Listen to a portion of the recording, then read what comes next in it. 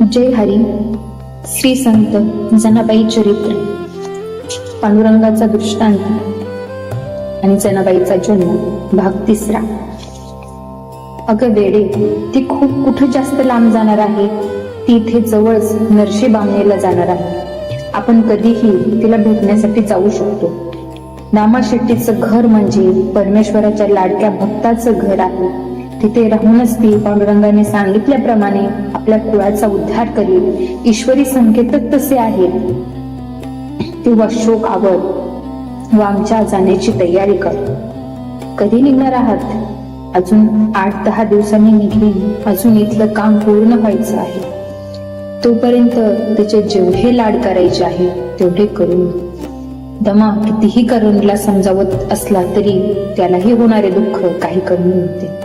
करुणला तरी आधार द्यायला समजवायला तो होता, पण त्याला त्याच्या दुःखात आधार देणारे, त्याला समजावून सांगणारे कोणीच नव्हते. होणारे सगळे अटळ आहे असे समजून दोघांनीही आपले मन घट्ट केले. पण कितीही मनाची तयारी केली तरी जनीला बघितल्यावर दोघांच्याही डोळ्यात अश्रू उभे राहत होते. आपली ही लाडकी मुलगी अजून फक्त 8-10 दिवसच आपल्याकडे राहणार आहे आणि मग कायमची आपल्याला दुरावणार, ही कल्पनाच त्यांना सहन होत नव्हती.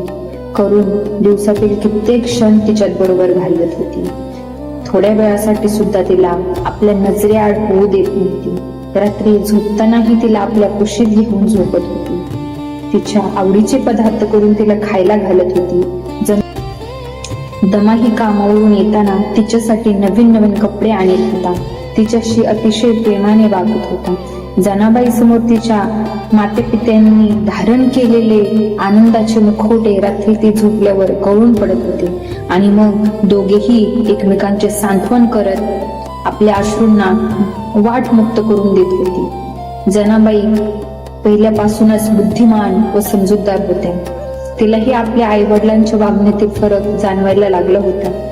तिच्या नकळत तिची आई पदराने पुसत असलेले अश्रू तिने कितीतरी वेळा पाहिले होते. वडिलांच्या डोळ्यातील वेदना तिला जाणवली होती, पण आपल्या मातापित्यांना नक्की कोणते दुःख आहे हे मात्र तिला कळत नव्हते. ती जरी वयाने लहान असली तरी तिला आपल्या मातापित्यांचे दुःख कळत होते. म्हणूनच तिच्या आईने तिच्यासाठी केलेले गोड धोड पदार्थ खाताना तिला रस वाटत नव्हता. वडिलांनी आणलेले नवीन कपडे परिधान करण्यात तिला स्वारस्य उरले नव्हते. त्यांच्या आनंदासाठी ती सर्व गोष्टी करत होती. मात्र तिच्या मनात एकच विचार येत होता, आपल्या आई वडिलांना असलेले दुःख ते आपल्याला का नाही सांगत. दमा व करून यांना कितीही वाटले तरी हे 10 दिवस कधीच संपू नयेत, तरी काळ कोणासाठीच थांबत नाही. एक दिवस करता जनाबाईच्या जाण्याचा दिवस उद्यावर येऊन ठेपला होता. त्या रात्री दोघांच्याही डोळ्यावर झोप येत नव्हती. करुणाचे डोळे तर सारखेच बरसत होते. दमाही मनातून खूप दुःखी होता, पण त्याला आपले दुःख व्यक्त करता येत नव्हते. कारण त्याला माहित होते, जर आपला संयम संपुष्टात आला तर करुणला कोण आधार देणार. ती तर म्हणूनच पडेल. आता तरी तिने आपल्याकडे पाहून स्वतःला सावरले. दमा असा विचार करीत असतानाच करून एकदम उठली आणि पळतच देवघरात गेली व देव्हाऱ्याच्या चौकटीवर डोके ठेवून हमसाहमशी रडू लागली. रडता रडता ती पांडुरंगाच्या मूर्तीकडे पाहून म्हणाली, हे पांडुरंगा, तुला सगळे माऊली म्हणतात. तुझं हृदय एका मातेचं आहे. असं असताना तुला माझं दुःख कसं समजत नाही. तिचा विलाप दमाला सहन होत नव्हता. त्याने तिला उठवले व पुन्हा बाहेर आणून झोपायला सांगितले. दोघेही रात्रभर जागेच होते. रात्र सरली व जणी जाणार असलेल्या दिवसाची पहाट उजाडली. तशी करुण पदराने आपले डोळे पुसत उठली व स्वतःचे आवरून झाल्यावर तिने जनाबाईला हाक मारून उठवले. जनाबाई त्यावेळेस गाढ झोपेत होती, कारण नुकताच थोड्या वेळापूर्वी तिचा डोळा लागला होता. आदल्या रात्री दमा व करुण यांना वाटले होते की जनी झोपली म्हणून, पण ती जागीच होती.